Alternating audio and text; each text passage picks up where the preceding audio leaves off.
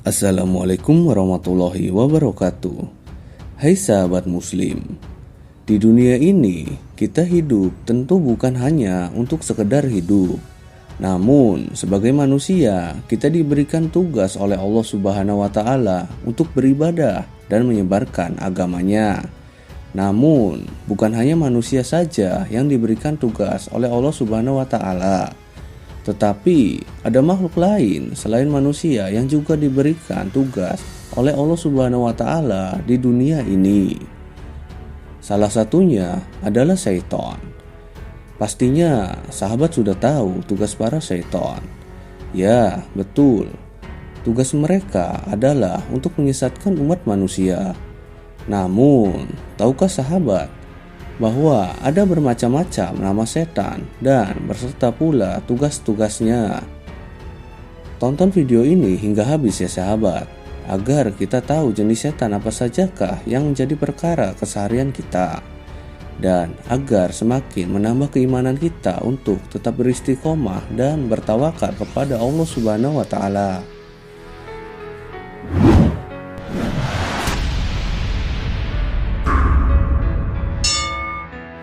Sudah menjadi ketetapan Allah Subhanahu wa Ta'ala bahwa setan dan bala tentaranya akan menggoda manusia hingga hari kiamat.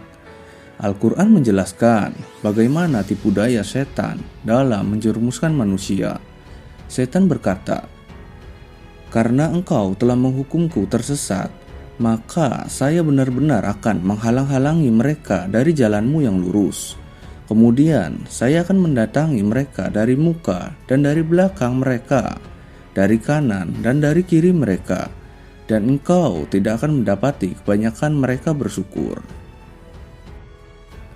Di ayat lain Allah Subhanahu wa Ta'ala berfirman, "Lalu setan memberdayakan keduanya, Adam dan Hawa, dari surga sehingga keduanya dikeluarkan dari segala kenikmatan ketika keduanya di sana. Dan kami berfirman, turunlah kamu, sebagian kamu menjadi musuh bagi yang lain, dan bagi kamu ada tempat tinggal dan kesenangan di bumi sampai waktu yang ditentukan." Quran Surat Al-Baqarah ayat 36. Rasulullah sendiri pernah menerangkan dan bersabda, "Sesungguhnya setan menyusup ke dalam diri manusia melalui aliran darah. Aku khawatir sekiranya setan itu menyusupkan kejelekan dalam hati kalian." Muttafaqun alaih. Sayyidina Umar berkata bahwa anak cucu setan itu ada 9. Yang pertama, setan Jalaitun. Sebagian ulama mengatakan juga Zalanbur. Setan ini adalah penguasa pasar dan pusat perbelanjaan. Bisikannya menyebabkan para pedagang berani bersumpah palsu atas dagangannya, berani mengurangi timbangan pembelinya, dan melakukan kecurangan. Yang kedua, setan Watsin. Sebagian ulama juga mengatakan setan Takbar. Setan ini adalah penguasa musibah. Maka sering kita melihat banyak kejadian orang-orang menjerit-jerit, meronta-ronta ketika mendapat musibah. Bahkan tidak jarang seseorang bunuh diri ketika merasa dirinya sudah tidak kuat mendapat cobaan. Disitulah Watsin bertepuk tangan karena ternyata godaannya berhasil membuat manusia menjauh dari sabar. Oleh sebab itu Allah berfirman, "Innallaha ma'as sabirin." Sesungguhnya Allah bersama orang-orang yang sabar. Yang ketiga, setan awan. Adalah setan penguasa para raja, pemerintah, pejabat, wakil rakyat. Maka mengapa hingga hari ini korupsi terus merajalela tak henti-henti? Mengapa para wakil rakyat yang seharusnya mensejahterakan rakyat justru malah menyengsarakan rakyat? Jawabnya ialah sebab ketika ia diberi amanah sebagai penguasa, maka disitulah setan A'wan berbisik pantang untuk menjadikan kita sebagai pemimpin yang tercela. Yang keempat, setan Hafaf. Setan Hafaf adalah setan penguasa minuman. Hafaf terus berbisik di telinga kita supaya dapat mencicipi minuman-minuman yang memabukkan, membuat para peminum menjadi mabuk. Setelah mabuk, hilanglah kesadaran dan akhirnya dengan mudah melakukan hal-hal maksiat yang lebih besar. Yang kelima, setan Murrah. Murrah merupakan setan penguasa seruling, dalam artian penguasa alat-alat musik. Maka jika ada seseorang yang terlena dengan memainkan alat musik hingga lupa waktu, kemudian akhirnya meninggalkan sholat dan sebagainya, maka sungguh ia telah terlelap oleh tipu daya setan bernama Murrah. Yang keenam, setan Lakus. Setan Lakus dikatakan pula oleh sebagian ulama bahwa setan ini selalu menjerumuskan seorang laki-laki dan perempuan untuk berbuat zina. Maka dari itu sahabat, hati-hati untuk mendekati zina, jauhi untuk perbuatan zina. Yang ketujuh, setan Maksud. Maksud adalah setan penguasa berita.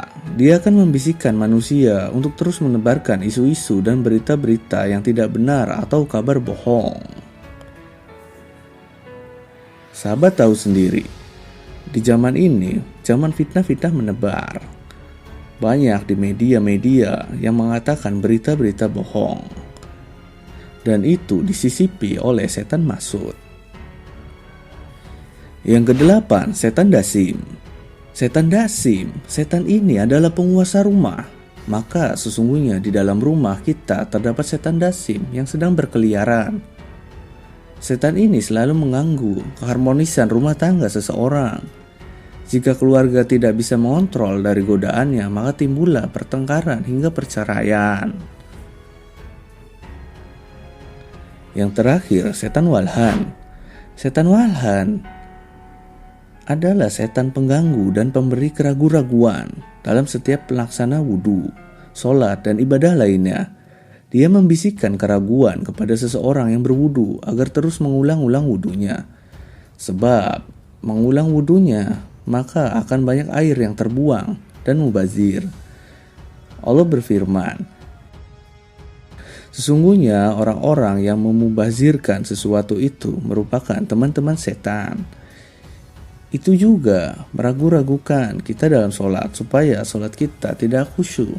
Demikian ibadah yang lain. Zaman sekarang ini banyak para umat muslim saling mencela, saling menghasut.